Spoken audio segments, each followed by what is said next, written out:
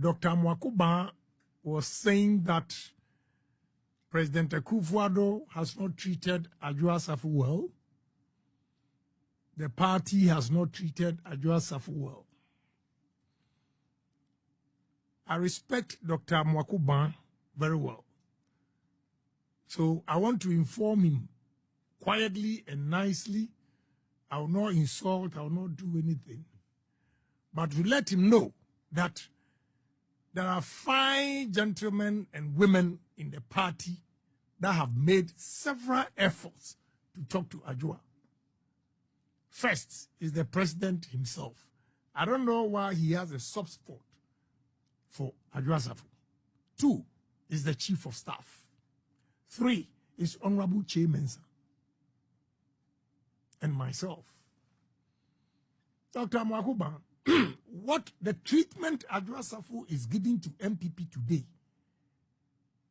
if you think Adwoa Safo's seat is declared vacant, we are going to lose. We've already lost again. Already. We've lost because the woman is in the name of MPP, but she doesn't come to parliament.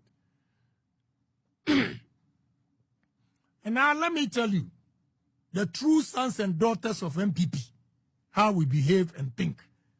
MPP doesn't belong to my family. It's not inheritance. We all collectively believing in one ideology, join the party. So one person cannot impose his or her will on the party that this is the only thing that will make me join the party or do what you want me to do. It is completely wrong. What is there that can't be you know what? resolved? I will answer you. Okay. I did a surgery. I was recovering. I spoke to Chief of Staff and said, look, rest before you come. This same woman who said I should rest made a call through Honorable Esiama that, look, there's E-levy going on and we have a problem. So we need you. Although I said you should rest, we need your vote. And listen carefully.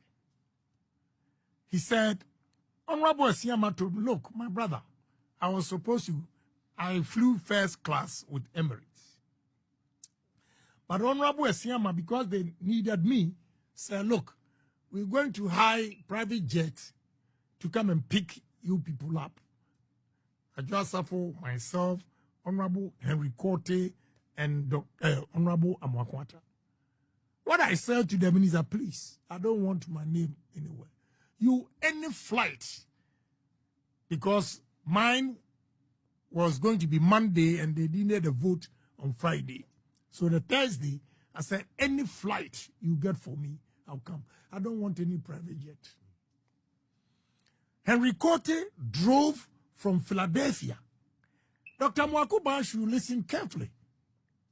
All the efforts everybody has made, a commitment that we've all made. Henry Korte drove from Philadelphia to New York, Kennedy Airport. Honorable Amwakwata flew from Minnesota to New York Airport. I drove from New Jersey to New York. Adwoa, Boston. Dr. Amwakuba, what do you know? Adwoa Safo refused to come. And MPP people should listen carefully. Adwoa Safo, they hired a private jet to bring the woman here. And when she came, she refused to come to parliament. So who was in parliament casting the vote that day? Hold on. Okay. She refused to come to parliament. Chief of Staff, after buying the ticket and flying her in, had to take a motorcade to Adwoa's house. She stood behind her gate for 30 minutes. What kind of rudeness is that? Before she opened, Chief of Staff was made to sit at her living room for 35 minutes. When she came, Babin was tired. She is sick. He's sick. He can't wait. If you can't get your numbers, so be it. and we couldn't vote. Going back, she was demanding another private jet. Excuse me. Dr. Mwakuba, I'm sorry. Please. You don't know what has transpired. Look, about 3 weeks ago, we went to Rock City. Rock City. They put pressure on me to call Adwoa Safo. I placed the call through my daughter 13 times. She refused to talk to me. She refused. What do you want us to do again? My daughter said to me that, oh, Daddy, my birthday, I've not received my birthday present. She was born 27th December. I said, okay, put your mother on the line to give me account and I'll let my friend transfer the money. She refused to talk to me. I heard it. The girl was holding, Mommy, Daddy wants to talk to you. She refused to talk to me. A chief had traveled to where she is just to convince her. She refused to come. Dr. Mwakuba, if we lose Kwabenya's seat, we've already lost. By her behavior, we've lost. So if there's a by-election that we lose, we don't lose anything. Case closed. Look, I have 2 kids with her, so I'm very, very careful the way I go about things. Family issues are put aside. All what I'm telling you is political efforts that we made. I applaud Dokua. Dokua had just delivered 2 weeks. She left the baby to come here. The second one, she came. Adwoa says no. And now look at her conditions. Dr. Mwakuba, I respect you. What are her conditions? Adwoa now is saying that before she comes, Daniel should listen. Agyapong, I'm not a madman just to go and talk. Adwoa's condition is that you have to remove Alex Markin as deputy majority leader. Yeah. Announce it that Alex Markin has been removed. Then she will take a plane and come here. Second one, another demand is that if you don't give me what I want, you are not going to get the E-levy passed. And if you don't pass the E-levy, you go to IMF. So unless you give me what I want, I'll never come. But apart from her request to have Alexander Fenyomarking removed as deputy majority leader, what else is she asking for? That's what I just told you, that I will not come. Unless it's announced that it's been removed. Right. And the second one was that if I don't come, E-levy, if you don't give me what I want, I will not come. E-levy will not be passed. If it doesn't pass, you go to IMF. I had gone there to Chief of Staff's office to plead on behalf of Adwoa. And he said, my brother, please, don't go there. If you are saying A, B, C, D, I've just spoken to her. This is her demands. So I said, well, I've done my part. What would you think would account for her request for the removal of the deputy majority speaker? Well, maybe she's not happy as a minister for what? Gender. Maybe. And again, Dr. Mwakuba stated that because of Mrs. Kwashiga's age. I will tell you straight. You see, all those people born in Accra, Kumasi, in the cities, you should go back to your village and learn common sense and wisdom. See, you guys here born in Accra, latogene babies, you take decisions anyhow. Go and stay with your grandmother, your grandfather in the village. You think, oh, you're a village boy, this and that. But the common sense and the wisdom, the impact. Why I'm saying that is that the school feeding coordinators, listen carefully. When Adwoa was made the president, the minister, they came to me. Oh, Adwoa is your wife. Tell her to remove Mrs. Kwashiga because she doesn't pay us. She doesn't. the school feeding coordinators, listen carefully. When Adwoa was made the president, the minister, they came to me. Oh, Adwoa is your wife. Tell her to remove Mrs. Kwashiga because she doesn't pay us. She doesn't do this. One, because of Asinidompim, wisdom, training.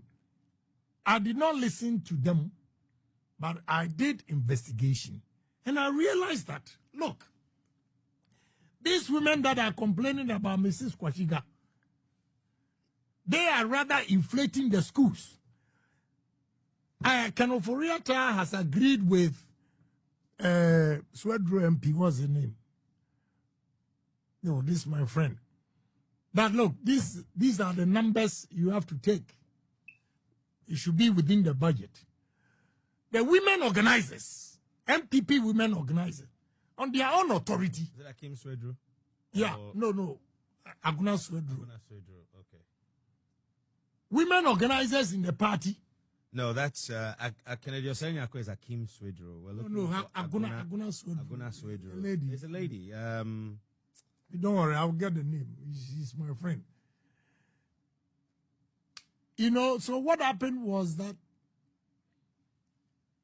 Kanoforiata and the minister agreed that this is the number you can take. And some women organizers in our party, on their own authority, gave some schools to some women. And up to date, they've not been paid because it was not captured. So they had gone to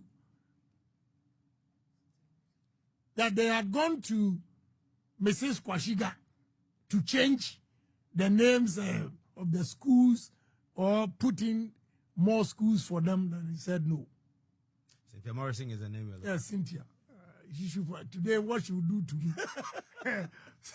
My good sister, I have a problem now. So these coordinators, they were pushing the woman, and the woman said no. But you see, they made a U-turn, came and complained that I should convince Adwoa to remove Mrs. Kwashiga, which I didn't do it. Unfortunately for her, she didn't listen or investigate. And within 6 months in office, he said that the coordinator should leave. And let me tell you straight. Let me tell you, I don't miss words. Me, in MPP, and you media people, the way you twist, I want to state it emphatically. And it should be reported as it is. Not twisting. Two things. Family matters, I will not discuss here because Adwoa is good, taking care of my kids. But politically, I will choose Mrs. Kwashiga over Adwoa anytime. Anytime, any day. Because we have to reward hard work, commitment to party. Those days that Kwashiga put his life on the line for NPP party, where was Adwoa Safo? And you come to office in 6 months, you write a letter without even consulting the president. You write a letter to sack the woman. The only thing the president got to know was that it was in the papers that Mrs. Kwashiga has been sacked. What is this? So if the president instructs you to reinstate the woman, Otikwapai, Dr. Mwakuba, we respect you, you're a very good man, a loyal party, but respectfully, before you also comment, you should investigate and ask questions. Before you go and put it out there, if we lose, so what? We've been in opposition before. Why are we being threatened all the time? You lose, you lose, you lose. Do you consider that a threat? Yeah, of course. That if you make a mistake and remove Adwoa Safo, I want to tell Dr. Mwakuba that Adwoa Safo is in parliament in the name of MPP, but we are in opposition.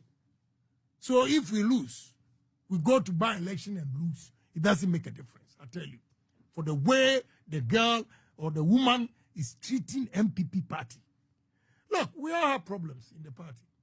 Me, let me tell you, all the sacrifices I've made, with the exception of the judge that I was annoyed, they wanted to take my land and I insulted them.